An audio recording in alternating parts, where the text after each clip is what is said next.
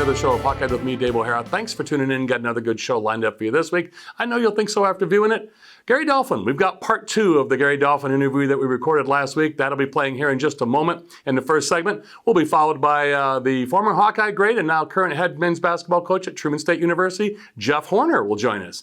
And then to close out the show, our Hawkeye insider, David Eickholt, will join us. Quick footnote for next week. Current Iowa Hawkeye basketball player Keegan Murray will be joining us next week, so stay tuned for that as well. I would like to start this show off. Last year's Fight with Flash Foundation, their golf tournament, annual golf tournament, we've been talking about it with Craig and Stacy Schrader, and hashtag win the day and fightwithflash.org or Fight with Flash Foundation via Facebook. They have the annual golf tournament this year from Finkbine. This year at Finkbine on September 10th. Be sure to get in there and play. They still have some availability, so get registered again, fightwithflash.org, or go to Facebook, Fight with Flash Foundation. So now let's go into the Iowa Hawkeyes currently upcoming this season. We had mentioned you going into your 25th year calling Iowa Hawkeye football. Iowa 6-2 last year, but a lot coming back. Tyler Goodson, Van Valkenburg on defense, Tyrone Tracy Jr. at wide receiver, Spencer Petras going into a full year now of off-season workouts going into summer camp. So how do you see the Hawks going into this season? I look at, again, the history of the program and what Kirk has done and his staff.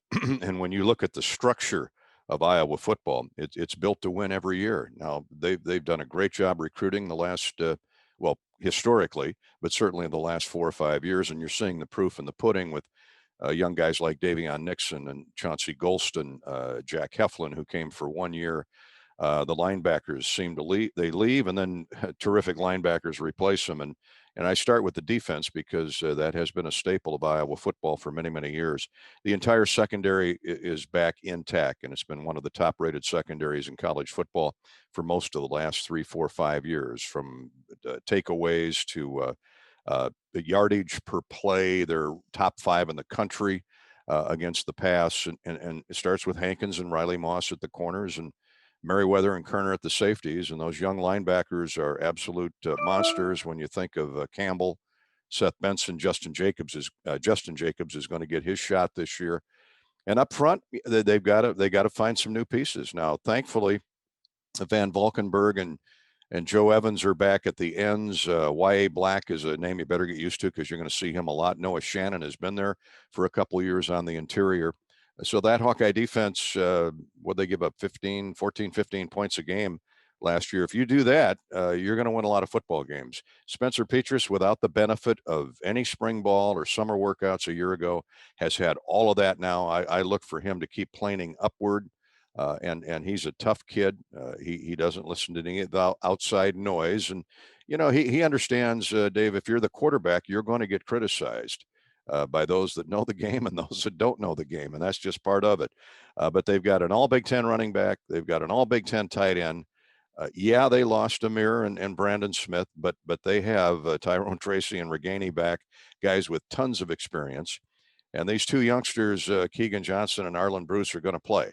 So they've got to replace some really good pieces in the offensive line, but I never lose sleep over Iowa's offensive line. Yeah. Those guys that they've plugged in there, although you may not know them by name now, they're going to emerge as the season goes on. The difference this year, in my view, is this is, in my opinion, the toughest September schedule that Kirk Ferentz and the Hawks have ever had to face. They open up with a Big Ten toughie in Indiana and then go to Ames.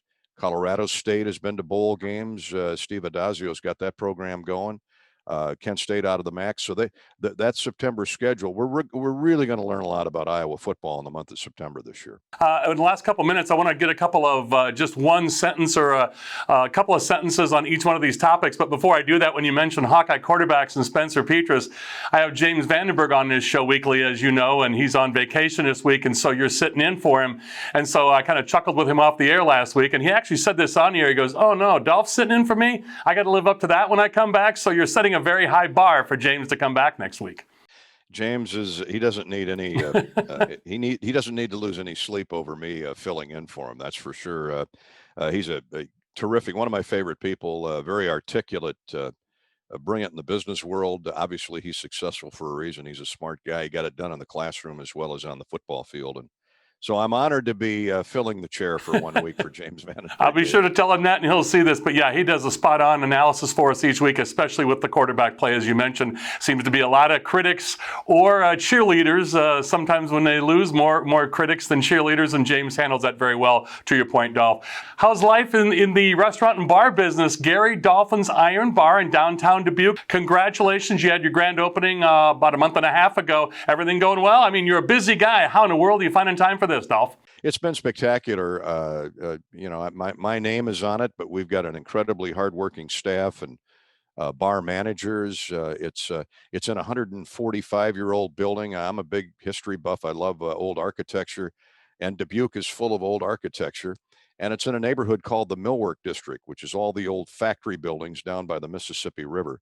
So it's off to a great start. We debated whether or not in COVID, the throes of COVID, to open. And I said, yeah, let's open, because when COVID leaves, people are going to want to bust out socially, and we want to be ready. We want to have the door open. And so far it's worked out. Now this new virus hopefully takes a hike soon and doesn't scare America like the last one did, and as devastating as the COVID-19 was. But I think, you roll the dice anytime you open up a facility like a bar or a restaurant. There's so many of them, so many good ones. But based on, and there are plenty of Hawkeye fans around too. So I thought it'd be a good time and good movement as my career heads into the sundown.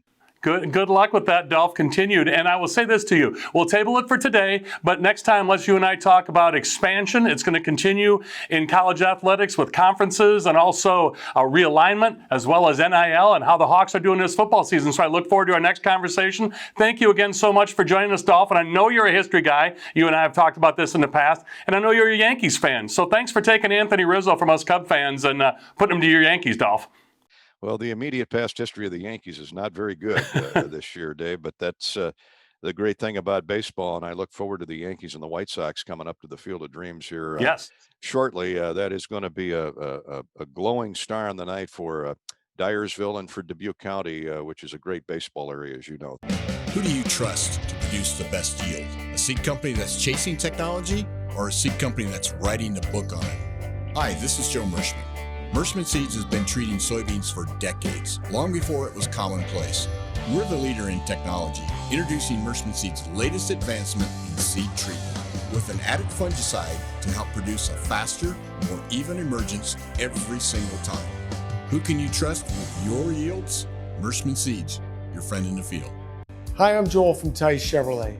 We've lived through some very interesting times the last few months. Ensuring everyone's safety is more important than ever. That is why we're participating in the Chevy Clean program. At your request, we will pick up your vehicle, service it, and return it after we've cleaned it using the current CDC guidelines. This is just another way to work towards exceeding your expectations. So give us a call and let us show you what it means to be part of the Tice Automotive family. When you want the highest yields, you need the best technology. Hi, this is Joe Mershman. Mershman Seeds is one of the most innovative seed companies in the world, providing unmatched advancements in seed treatment. Plus, our sister company, MS Technologies, is putting customers like you at the forefront of soybean genetics. Innovation, it's what provides faster, more even emergence every single time.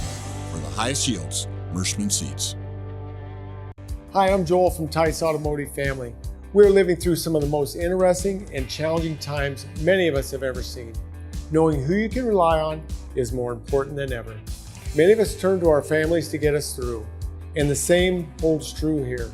From our fair, upfront pricing to exceptional service after the sale, we truly want to exceed your expectations. So give us a call or stop by and let us show you what it means to be part of the Tice Automotive family. Welcome back to Hawkeyed with me, Dave O'Hara. Thanks again to the voice of the Iowa Hawkeyes, the legend Gary Dolphin, for joining us. That was part two, our conclusion from last week. As you can see on the screen, I got my buddy Jeff Horner joining me. Jeff, former Iowa Hawkeye great, former Mr. Iowa basketball, part of the Iowa Sports Hall of Fame. Jeff was the MOP of the 2006 Big Ten tournament, now going into year 4 as the head coach at Truman State University in Kirksville, Missouri. Jeff, thanks as always for joining us, and I joke with you all the time on the air and off the air with all the Iowa guys you got on the roster. I call it Iowa South now. I call my alma mater Truman State Iowa South. How you doing, my man? Doing all right. Thanks for having me. My pleasure as always. So how's the summer going for you? You had a little bit of off-season surgery. You going to be healed up and ready to roll by the time the season rolls around, Jeff?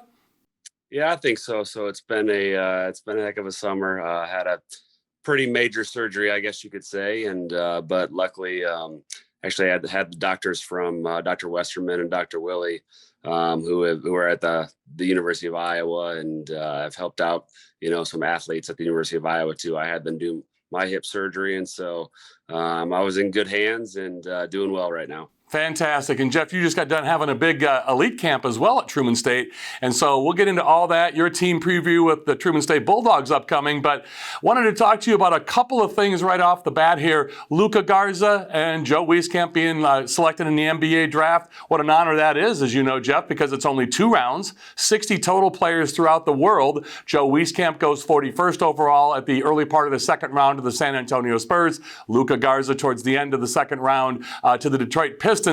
Give me your thoughts and what you experienced, like when your buddy Adam Haluska got drafted the year after you finished at Iowa, and then he finished in 07. But what was that like for you, or what do you think that experience must have been like for Joe and Luka and what they're going through this summer in Summer League?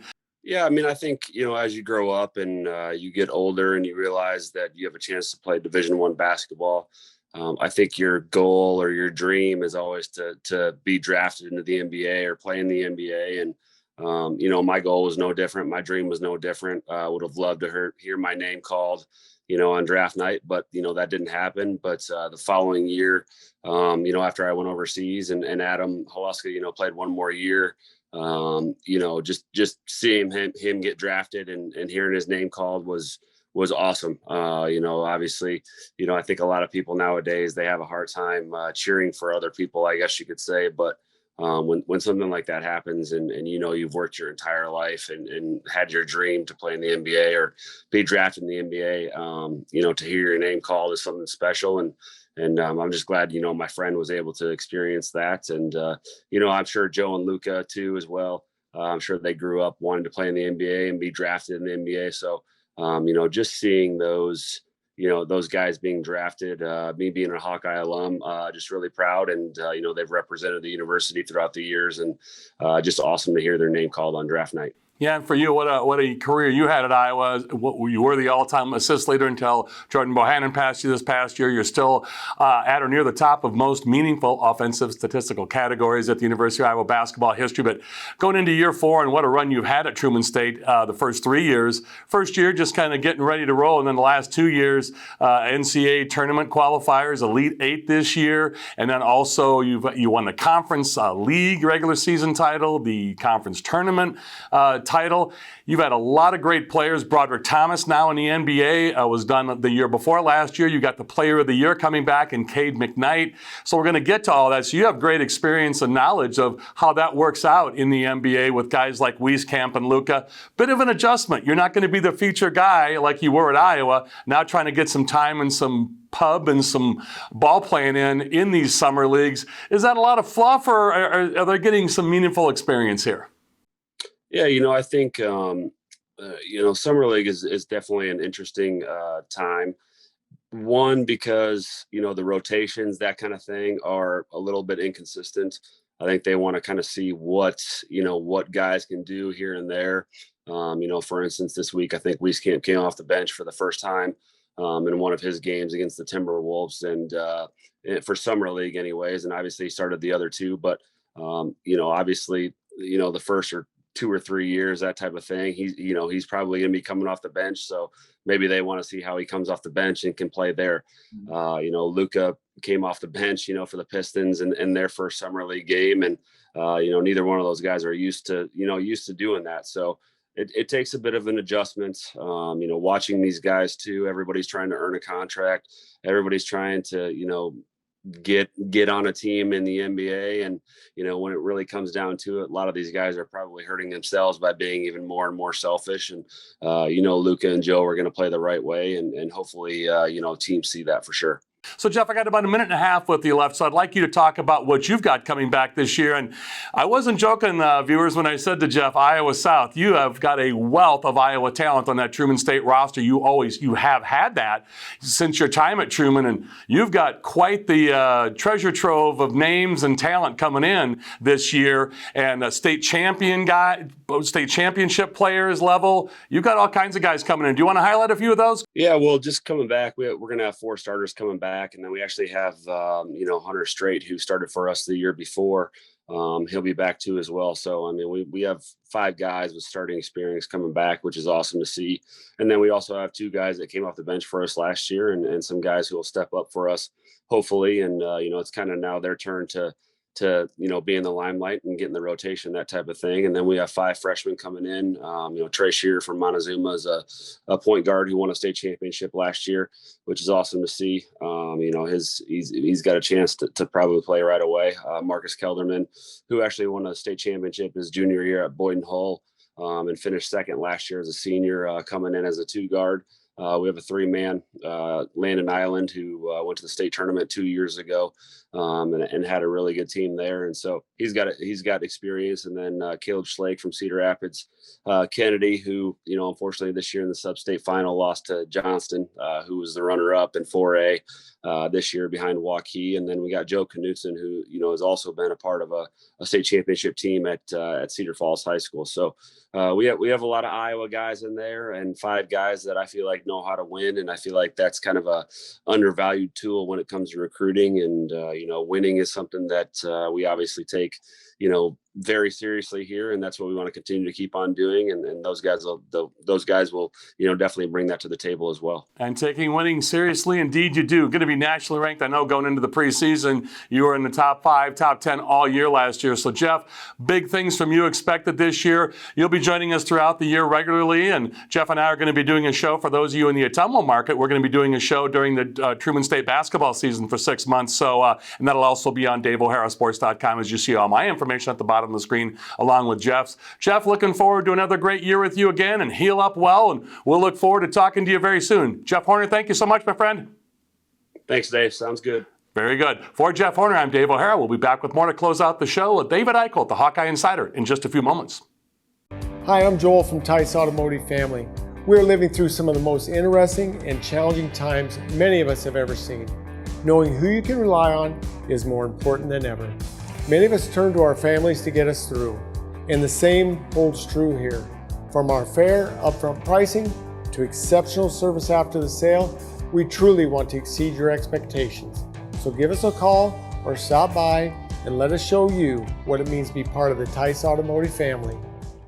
In farming, everybody knows relationships drive the industry. And with Merschman Seeds, you've got a friend in the field. Hi, this is Joe Merschman. We're the friend that delivers with extraordinary speed. We're the friend that shares knowledge and innovation. We're the friend that cares about your yields and profits. And we just happen to have the most advanced seed technology in the industry. When you choose the best seed, you also get the best people. Merschman Seeds, your friend in the field. Hi, I'm Joel from Tice Chevrolet. We've lived through some very interesting times the last few months. Ensuring everyone's safety is more important than ever. That is why we're participating in the Chevy Clean program. At your request, we will pick up your vehicle, service it, and return it after we've cleaned it using the current CDC guidelines. This is just another way to work towards exceeding your expectations. So give us a call and let us show you what it means to be part of the Tice Automotive family. Welcome back to Hawkeye with me, Dave O'Hara. As you can see, my buddy David Eickholt joining me, the Hawkeye Insider. All of our information is at the bottom of the screen, HawkeyeInsider.com or at David Eickholt. Part of that fantastic 24/7 or CBS Sports Network. Got you covered wall to wall with the Iowa Hawkeyes. So first and foremost, as always, David, thanks for joining us. How's everything going with you? Things going good, Dave. I'm happy that sports are really all back in action. Fall camp's underway, and what are we now, 26 days away from kickoff in Kinnick? So I can't wait. I can't wait to see people again. It's going to be nice. It really will. But before we get to all that, I want to let you know a programming note, and I was going to mention it last segment with Jeff Horner since we were talking basketball, and David and I will talk a little Joe Wieskamp and Luka Garza basketball, former Iowa Hawkeyes. Keegan Murray will join us next week, and Keegan, obviously, part of this upcoming Iowa basketball season, and hopefully another one. We don't know, depending how great things are going for Keegan. But he's going to be launching a new apparel line, or already has, and we're going to talk about that with him next week, among other things. His family vacation he's just getting back from Puerto Rico. So Keegan Murray will be joining us next week, so get ready for that. That being said, David, let's talk about, you've got a great column on Caitlyn Clark and the great work she's doing in the FIBA 19 and under for the women's international basketball play. Lighten it up. You got a great column on her. A lot of great work you and Sean have done on recruiting. We'll put a finer point on that. But for this segment on this show, let's get ready. As you mentioned, we're 26 days and counting. Camp started last Thursday on August 5th. You have a press availability when this show airs on Friday. We record this on Tuesdays, as always. When this airs on Friday, you will have had your press availability with the Iowa Hawkeyes, football, coaches, players, that type of thing. Freshman for one of the first time ever under the Kirk Ferentz regime. I think since Julian Vandervelde said a couple words about Iowa State. So bulletin board material, to say the least. So we're bringing it back, as they say. So give us your takeaway on how camp has gone so far. And then you and Sean have done great work at 24/7 Sports, HawkeyeInsider.com. about the depth chart, and you've got your top 25 players. You got a lot to get to, so as usual, I tee you up and I get the heck out of your way. Yeah, so fall camp is underway right now. Obviously, some position battles going on. A lot of early buzz that's still kind of coming into fruition. Keegan Johnson, who I think I've been maybe the forefront of leading that conversation, he's been balling out so far in camp. I don't expect him to start. I expect him to be in that wide receiver sort of rotation. Colby is continuing to do a nice job. And I think the defense is just, the confidence is at an all-time high. And I truly believe that, maybe my first hot take of the year, or at least this segment, Dave. We know I don't really lack with hot takes. I think this could be one of the better or best overall secondaries in the Kirk Ferentz era, just from top to bottom, and the experience and the depth that they have. So as you mentioned, it'll be really cool, I think, talking to some of the true freshmen like Arlen Bruce, Brody Brecht, who this is really his first time talking since he forewent the MLB draft to go at Iowa. So very excited. I think a lot of storylines are going to continue to pop up, and I think we're going to learn at least a lot more this Friday when we get a chance to talk to them. Yeah, it is. And we know about Brody Brecht, the baseball player, too. Yeah. And I don't want to say it yet, but there may be a Brody Brecht sighting at some point in time with our good friend Austin Martin, former Iowa catcher, upcoming as well. Name, image, and likeness, David. It's setting the world on fire, and good for us, good for the viewers. So let's get into your depth chart then. You and Sean have put some things together. And again, that top 25, if you want to mention any players as you're rating them and talking about them. Again, it's fair game. Light it up. Yeah, so my I'm only on my first two right now. So number 25 up at Alex Padilla, the backup quarterback. I mean, I don't think you can overstate how important that backup quarterback spot is, especially going into that third year. And number 24, which was today, I did put Arlen Bruce. I don't think he's going to be a big-time significant snap caliber guy yet, but I do think with his sort of explosiveness, his natural elusiveness, and pass-catching ability, I think that he can make his way and continue to push that room forward. So there are two true freshmen on the depth chart, Keegan Johnson and Colby. Look for Yahweh Black to make a big difference at defensive tackle. And this is it's really weird to say, Dave, it's a very experienced but also inexperienced two deep. I think there's only 3 or 4 seniors on the two deep on both sides, if I can remember off the top of my head. So a lot of intrigue, I think, that's going to continue to kind of go along here, Dave. Yeah, it will be interesting to see. You've mentioned a couple different times about Spencer Petras, how in the offseason he had to get healthy and well. That's going to be interesting to see. I think it's important you mention Alex Padilla. I like to hear that. So when we talk about the special teams, of course, Tori Taylor coming back, and he's got all the preseason accolades. I've smiled because it's hard not to smile. I'm anxious when you guys talk to him for press availability, how entertaining he is, the 25-year-old freshman last year, the Australian rules football player, and what a year he had. And we know Kirk Ferentz got that from Hayden Fry with the rugby-style punting, the running out to the outside and punting.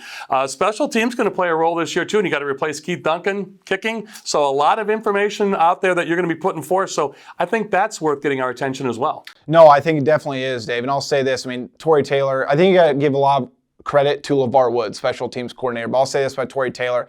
I remember the story he talked about his first punt going out in Purdue. It's his first time in American Football Stadium. Punts the ball at the 1-yard line. I think that was his first or second punt. He went off the field. He looked at LeVar Woods and said, "Hey, coach, is that what you want?" But he didn't say it sarcastically. He just didn't know because he's still learning the game. So I think a lot of upside on special teams as well. And we all know Iowa loves their punters. Yeah, we do indeed. As James Vandenberg, the former Hawkeye quarterback, says on this show many times, we like to run the football at Iowa. We like to control the ball. We have great offensive linemen, defense, and punting the football. Punting is winning. That's exactly right. Along with, what's the expression, we'll take the pig and leave the timeouts. A lot of Kirk Ferencisms we're going to get to. David, great stuff from you as always. Looking forward to your press availability next week, and we'll talk about that again. Keegan Murray going to be joining us, the Iowa Hawkeye basketball player. David, thanks so much as always. Look forward to catching up with you next week, my friend. I always appreciate it, Dave. Thank you. You're very welcome. Thank you. For David Eickholt, Jeff Horner, Gary Dolphin, and again, tune in next week. Keegan Murray going to be joining us, Iowa Hawkeye basketball player. Thanks to you, the viewers, for tuning in and all over the state. And thanks again to Rob and Abby with Homegrown Media for getting us on the air. And of course, our advertisers and sponsors who make this show possible. So please stay tuned for just a second after the show for the rolling credits to give them the credit and attention they deserve. So again, for the aforementioned guests, I'm Dave O'Hara with Hawkeye. That's all from me. Thanks to all of you.